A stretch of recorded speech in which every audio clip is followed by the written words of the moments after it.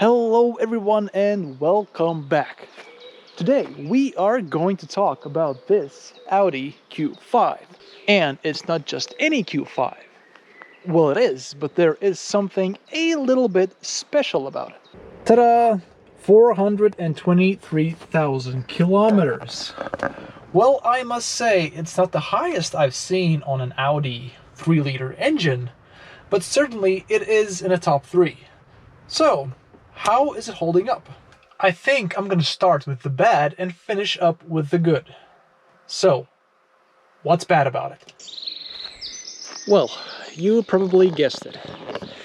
It has quite a few rust spots, like here on the wheel arches. You can see all this, there's paint chipping off. All that is rust. Down here a little. And some is up here as well, as you can see. Let's do a little walk around. I don't see any rust there. There's some over here. There you can see those little spots here at the door. Let's go to the other side. Oh yeah, this little thing. Then here on the door, there's also a bit. And of course, the front arches. Sheesh. Wow. That's quite a bit of rust, considering the car is, I think, 10 years old. I think it's from 2012. But let's face it, German cars have a tendency to rust. Some a bit more, some a bit less. Now, actually, speaking of, every now and then I get a chance to drive a 2018 Audi A3. And believe it or not, it is already getting rust bubbles on the rear wheel arches. Now, before we continue, there's one more thing I want to mention about the body. Well, I guess it's more an electric problem. This front headlight on the right side has a tendency to go out in the winter after a few minutes of running. Is this a Q5 thing? Because I have seen that happen on quite a few Q5s. Now, as I mentioned earlier, it has a 3-liter engine with all-wheel drive. To talk about it, let's go for a little drive. But you know what? Let's find out if all-wheel drive still works on this car. Because I must say that I have very bad experience with Audi's all-wheel drive system.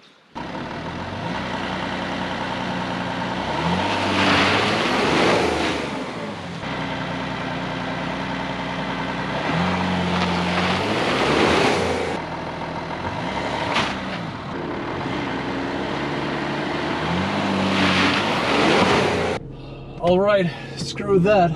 I tried a couple of times and just couldn't get a wheel spin. But trust me, all-wheel drive does work on this car. Or at least it did last winter. Right, the engine. So, of course, there is plenty of power and plenty of torque.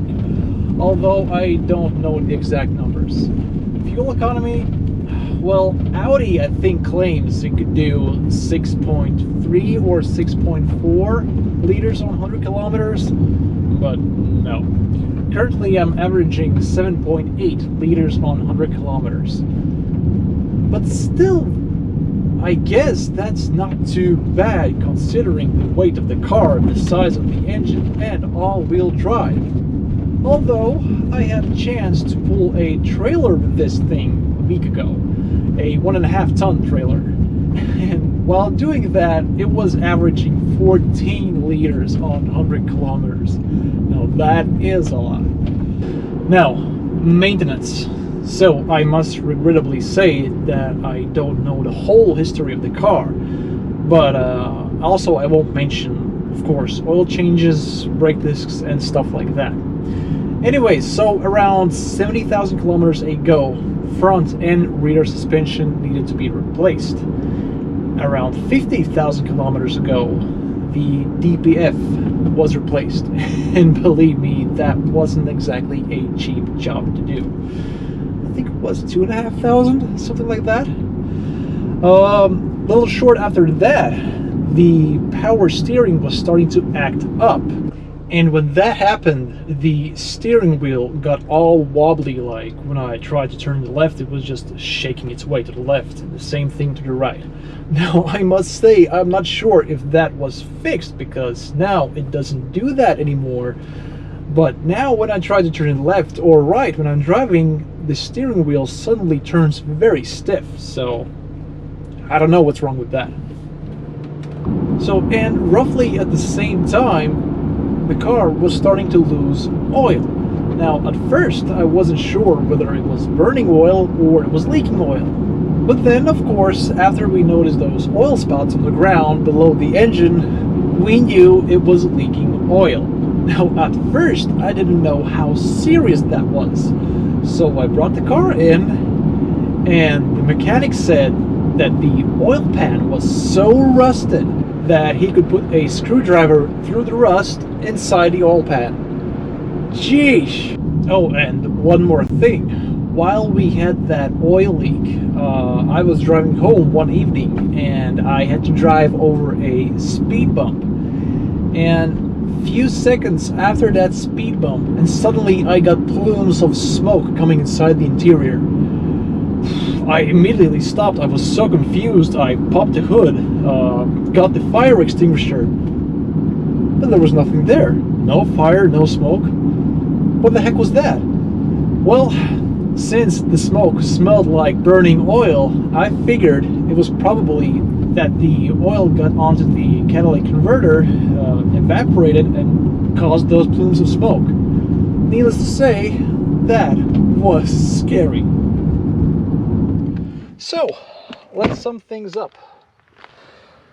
Well, I must say the body has seen better days. But the engine is holding up pretty damn good.